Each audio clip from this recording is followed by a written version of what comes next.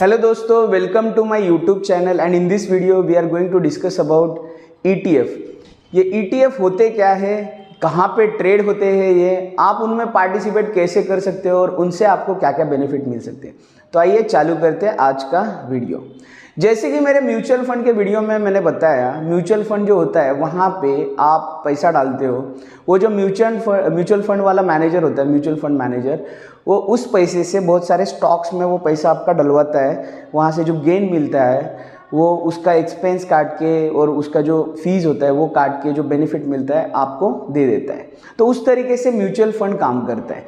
यानी शुरुआत में अगर कोई भी म्यूचुअल फंड आता है, उसका जो एसेट होता है उसके अगेंस्ट वो एक NAV जो कुछ भी है वो आपको इशू करता है। उसके अगेंस्ट वो एक यूनिट आपको ऑफर करता है जो आपको बेचता है।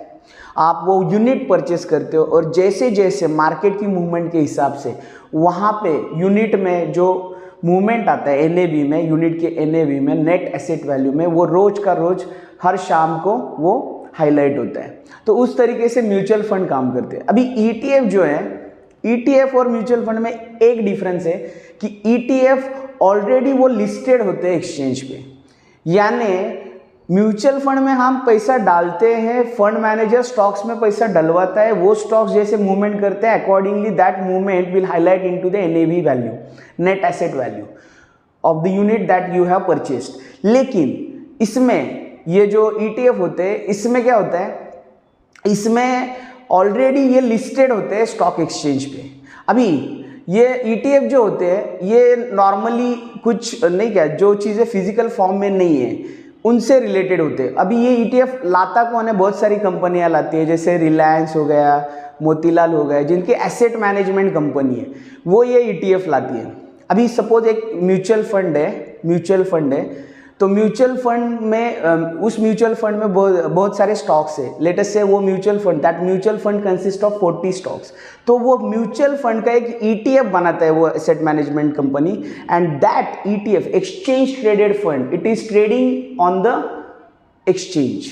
यानी वहाँ पे उसकी ट्रेडिंग होती है, उस 40 स्टॉक का जो ETF है उसकी ट्रेडिंग होती है। तो वहाँ पे भी आपको वो ETF का एक यूनिट ऑफर करता है, उसकी एक वैल्यू होती है। आपको क्या करना है, ETF जो होता है वो एक स्टॉक की तरह काम करता है, ना कि म्यूचुअल फंड की तरह कि रोज के शाम के टाइम पे उसकी NAV आएगी। ETF में क्या होता है, आपको हर टाइम पे जब मार्केट चल रही है आपको ETF की वो वैल्यू दिखाई दे रही है। यानी डिमांड और सप्लाई वो पूरा कैलकुलेशन मोड और फिट बैठता है। वहाँ पे कोई छेड़ाखानी करने की कोई भी यानी कोशिश भी नहीं कर सकता, क्योंकि वो सामने हो रही है ट्रेडिंग। तो उसमें क्या होता है, ETF आपको सहूलत देता है कि आप उसको स्टॉक्स की तरह ले सकते हैं, बेच सकते हैं, आप उसको शॉर्ट सेल भी कर सकते हैं या आप उसको मार्जिन पे भी ले सकते हैं। ये सारी फैसिलिटी ETF देता है और म्यूचुअल फंड। अभी म्यूचुअल फंड के कंपैरिजन में ETF का और एक बेनिफिट है। ये जो ETF होता है ये अभी देखिए, म्यूचुअल फंड में मैंने जैसे बोला फंड मैनेजर उसके खुद की सैलरी होती है, उस other than that there are expenses, वो सारा कटपिट होके फिर आपको हाथ में आता है, जो गेन आता है वो हाथ में आता है। ETF में क्या होता है, ETF में उसका कुछ नहीं है, कॉस्ट ऑफ मैनेजमेंट 0 है। आप डायरेक्टली पैसा लगा रहे हो, सौदा आपका डायरेक्टली पड़ रहा है स्टॉक एक्सचेंज में। तो यहाँ पे ये सारे जो एक्सचेंज है वो कट हो गए, तो वो डायरेक्ट बेनिफिट आपको मिल रहा है if you are investing in ETF। अभी ये ETF जो है ये बेसिकली उन चीज़ों का किया जाता है जिसका कोई फिजिकल फॉर्म नहीं है। जैसे कि अगर मैं एक बात करूं कि एशियन पेंट कंपनी का एक शेयर है जो स्टॉक मार्केट में रोज उसकी ट्रेडिंग होती है, तो उसका एक फिजिकल फॉर्म है। लेकिन ETF का जो है वो फिजिकल फॉर्म नहीं होता है। ETF उन चीज़ों के होते हैं जिसका फिजिकल फॉर्म नहीं है। जैसे कि निफ्टी, एक बंदे को अगर निफ्टी लेना है, अभी देखिए निफ्टी लेना है तो वो एक निफ्टी तो नहीं ले सकता ना। निफ्टी लेना है तो उसको क्या करना पड़ेगा, निफ्टी का, क्योंकि निफ्टी जो है वो 50 स्टॉक का बना हुआ एक इंडेक्स है, ना कि एक स्टॉक है वो। अब उसको निफ्टी लेना है तो उसको डेरिवेटिव में जाना पड़ेगा। डेरिवेटिव है ना, फ्यूचर की पोजीशन उसको उठानी पड़ेगी। अब फ्यूचर की पोजीशन वो उठाता है तो उसमें रिस्क इन्वॉल्व है। जैसे मैंने प्रीवियस वीडियो में बताया, फ्यूचर की पोजीशन में थोड़ा सा रिस्की काम होता है। यानी कि हर महीने में वो फ्यूचर का उसका जो कॉन्ट्रैक्ट है वो एक्सपायर होने वाला है, तो उसको ध्यान देना है कि भाई मेरा फ्यूचर का कॉन्ट्रैक्ट एक्सपायर होने वाला है, तो उसको रोल ओवर करना पड़ता है, नेक्स्ट कॉन्ट्रैक्ट लेना पड़ता है हर महीने के महीने। At the same time he has to look at the margin, कितना मार्जिन बचा है मेरा। अभी ये बंदा जिसको निफ्टी लेनी है, जो बुलिश है इंडिया के लिए, वो हर महीने ये काम तो करते नहीं बैठेगा ना, ये नहीं कर सकता। अभी उसको क्या चाहिए, एक बंदा इंडिया के बारे में बहुत अच्छी धारणा है उसकी, और वो बोल रहे कि भाई इंडिया का फ्यूचर बहुत ब्राइट है, मैं क्या करता हूँ निफ्टी पे मेरे को डाव लगाना है, तो कैसे करूँ मैं। तो उसके मन में ये जो क्वेश्चन है उसका आंसर सिंपल है, उसको क्या करना है, निफ्टी का ETF लेना है। निफ्टी का ETF आता है जिसको बोलते हैं निफ्टी 20, वो 50 स्टॉक का बना हुआ एक नहीं, क्या उसमें क्या होता है, निफ्टी 20 में जो आप उसमें पैसे इन्वेस्ट करोगे वो आपका 50 स्टॉक में लगेगा निफ्टी के, उसको बोलते हैं निफ्टी 20। तो निफ्टी 20 यानी आप अगर लोगे तो उसकी आपकी डिलीवरी आएगी आपके डीमैट अकाउंट में, ना कि उसकी आपकी डिलीवरी आएगी ना। डिलीवरी यानी कैश में आप उसको खरीदी करोगे, तो उसमें आपको डर नहीं है, फ्यूचर की पोजीशन कटने का डर नहीं है, काटने का डर नहीं है, और फिर आपको रोल ओवर करने का झंझट नहीं है, मार्जिन का टेंशन नहीं है, कुछ भी टेंशन नहीं है। जैसे जैसे निफ्टी आगे जाएगा उसमें आपको निफ्टी 20 की प्राइस में आपको मूवमेंट नजर आ जाएगी, और उसके साथ साथ वो 100% लिंक्ड होता है। थोड़ा बहुत ऊपर नीचे चलता है क्योंकि वो डिमांड और सप्लाई के ऊपर है, लेकिन मोटा मोटी उसके साथ ही चलेगा, जो कुछ भी परफॉर्मेंस होगा उसका निफ्टी से अलाइन होगा।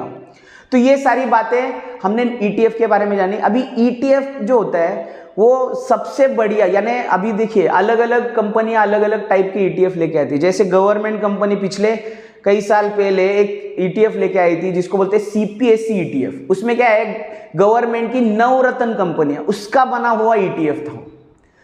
अभी उसमें सपोज एक बंदा है जिसको नहीं क्या इंडियन मार्केट के लिए या उसके PSU कंपनी के लिए, जो नवरत्न कंपनी है इंडिया की, उसके लिए उसकी भावनाएं अच्छी है, वो बंदा उसमें इन्वेस्ट करना चाहता है उन कंपनियों में। अभी हर एक कंपनी को लेके उसके इन्वेस्ट करना है तो उसको अमाउंट भी ज़्यादा लगेगा। दूसरी चीज़, अगर एक ही कंपनी में उसने ज़्यादा अमाउंट डलवा दिया है तो रिस्क बढ़ जाएगा।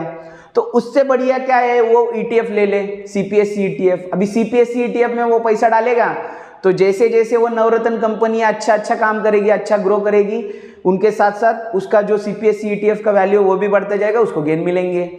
तो CPSE ETF ये जो गवर्नमेंट ने नहीं क्या नवरत्न कंपनियों के लिए जो ऑफर किया था, वो उसके बारे में मैंने आपको बताया। ऐसे बहुत सारे ETF होते हैं, निफ्टी बैंक का भी ETF है, बैंक निफ्टी 20। तो ये बहुत सारे, यानी निफ्टी बैंक का है, निफ्टी का है, CPSE ETF, बहुत सारे एसेट मैनेजमेंट कंपनियां उनका ETF होता है। अभी देखिए ETF का सबसे बढ़िया यूज कमोडिटी में होता है, जैसे कि गोल्ड हो गया, सिल्वर हो गया, ये सारी कमोडिटी। देखिए कोई भी कमोडिटी, अभी देखिए गोल्ड अगर आपको लेना है तो आपके पास दो तरीके हैं। एक तो क्या है, एक आप उसको क्या करें, आप उसको फ्यूचर में ले लो। अब फ्यूचर में लेंगे तो फिर से वही झंझट है, रिस्क ज़्यादा है, हर मंथ पे रोल ओवर करना है, मार्जिन देखना है, ये देखना है, वो देखना है, सारी झंझट है उधर। उसमें थोड़ी सी झंझट कम है क्योंकि गोल्ड प्राइस ज़्यादा फ्लक्चुएटिंग नहीं है, तो मार्जिन जो अमाउंट लगेगा आपको वो थोड़ा कम लगेगा, ये सही बात है। लेकिन उसमें भी झंझट ही है, फ्यूचर में थोड़ा रिस्क तो होता ही है।